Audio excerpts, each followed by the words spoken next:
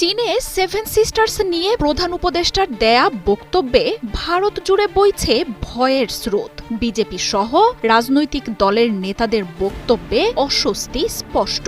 উত্তর পূর্বাঞ্চলীয় রাজ্যগুলো ভুগছে চরম আতঙ্কে। শুধু শিলিগুড়ি করিডোরের উপর ভরসায় না থেকে ভারতের মূল ভূখণ্ডের সাথে আরও যোগাযোগের পথ গড়ে তুলতে মোদী সরকারের কাছে আকুতি জানাচ্ছে রাজ্যগুলোর নেতারা। বিস্ফোরক এক মন্তব্যে চট্টগ্রাম বন্দর দখলে নিতে বাংলাদেশ ভাগের পরামর্শ দিয়ে বসেছেন ত্রিপুরার নেতা। চিরশত্রু চীনে ডক্টর মোহাম্মদ ইউনুসের সেভেন সিস্টার্সের নাম নেয়ায় আতঙ্ক আর দুশ্চিন্তা চলছে মোদীর প্রশাসনেও।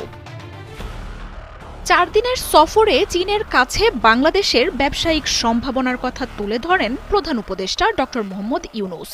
বলেন, নেপাল, ভুটানের মতো স্থলবেষ্টিত রাজ্যগুলোর সমুদ্র নেই, তাই এসব দেশের বাজারে প্রবেশ